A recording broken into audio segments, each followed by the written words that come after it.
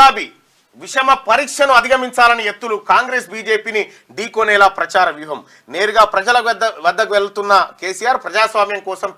పేరిట ప్రచారం కాంగ్రెస్ తో మోసపోయింది చాలంటూ నినాదం గౌరవప్రద సీట్లు గెలిస్తేనే నిలబడే ఛాన్స్ అధికారంలో ఉన్నప్పుడే సారు కారు 16 అని నినదిస్తే గెలిచిన సీట్లు 9 ఇప్పుడు అధికారం లేదు అధికారంలోకి వచ్చిన కాంగ్రెస్ 5 గ్యారంటీలు అమలు చేసిన దూకుడుతో ఉంది గతంతో పోలిస్తే పుంజుకున్న బీజేపీ మోదీ గ్యారంటీతో ముందుకు పోతోంది మరోవైపు పార్టీ నాయకులు కారు దిగేస్తున్నారు టికెట్ ఇచ్చిన తర్వాత కూడా తూచంటూ అభ్యర్థులు జంపు చేస్తున్నారు లోక్సభ ఎన్నికల్లో సత్తా చాటకపోతే ఉన్న ఎమ్మెల్యేలను నిలుపుకోవడం కష్టమే దశాబ్ద కాలం పాటు తెలంగాణలో ఏకఛత్రాధిపత్యంగా హవా నడిపించిన భారత రాష్ట్ర సమితికి ఎదురైన విషమ పరీక్ష ఇగో ఇది ఇప్పుడు ఈ రాబోయేటువంటి పార్లమెంట్ ఎన్నికల్లో కనీస సపోర్టు అంటే కనీస సీట్లు గెలవకపోతే అత్యంత గడ్డు పరిస్థితిని బీఆర్ఎస్ పార్టీ ఎదుర్కొంటుంది నో డౌట్గా అయితే ఇంకొక విషయం ఏంటంటే ఇప్పుడు టీఆర్ఎస్ పార్టీ పూరాగా కూడా ఖతం కావద్దు సుమా ఎందుకంటే మళ్ళీ ఈయన పెద్దపాము వస్తుంది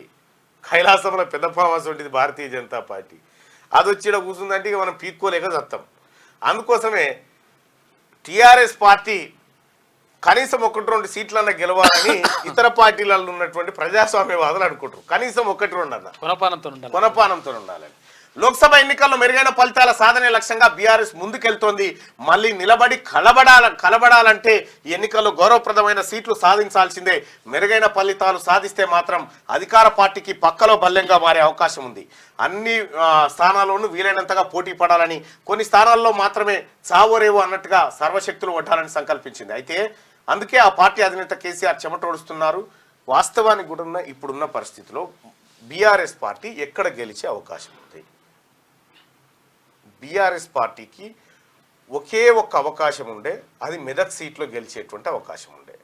కానీ ఆ అవకాశం కూడా క్రమంగా తగ్గిపోతూ ఉంది బీఆర్ఎస్ పార్టీ అసలు ప్రధాన పోటీదారు స్థాయి నుంచి వెళ్ళిపోతూ ఉంది ఆదిలాబాద్ గెలిచే పరిస్థితి లేదు నిజామాబాద్ గెలిచే పరిస్థితి లేదు కరీంనగర్ గెలిచే పరిస్థితి లేదు ఖమ్మం అయితే అసలే గెలవది నల్గొండ గెలవది ఆ తర్వాత భువనగిరి గెలవదు ఆ తర్వాత మల్కాజ్గిరి గెలవదు సికింద్రాబాద్ గెలవదు నగర్ కర్నూలు గెలిచే పరిస్థితి లేదు RS Praveen Kumar 3rd place ఉన్నాడు అక్కడ మహబాద్లో కాంగ్రెస్ వర్సెస్ బీజేపీ మధ్యనే ఉన్నది పంచాయతీ ఇట్లా ఎక్కడ చూసినా కూడా భారతీయ జనతా పార్టీ లేదంటే కాంగ్రెస్ పార్టీ అభ్యర్థులే కనిపిస్తారు కానీ బీఆర్ఎస్ గెలిచే అవకాశాలు చాలా తక్కువ ఉన్నాయి సో ఇది అత్యంత అంటే కేసీఆర్ తన రాజకీయ జీవితంలో ఎదుర్కొంటున్నటువంటి అత్యంత విషమ పరీక్ష ఇది ఎందుకంటే చావోరేవో ఇప్పుడు ఇందులో 1-2 సీట్లు గెలిచి మెరుగైన ఫలితాలు కనిపించకపోతే ఉన్న ఎమ్మెల్యేలు కూడా జంప్ అంతే ఉన్న ఎమ్మెల్యేలు కూడా జంప్ అవుతారు నో డౌట్ ఆడిగా ఇక కేసీఆర్ ఏకాకిగా మిగిలిపోతాడు ఎప్పుడైతే ఎట్లా మన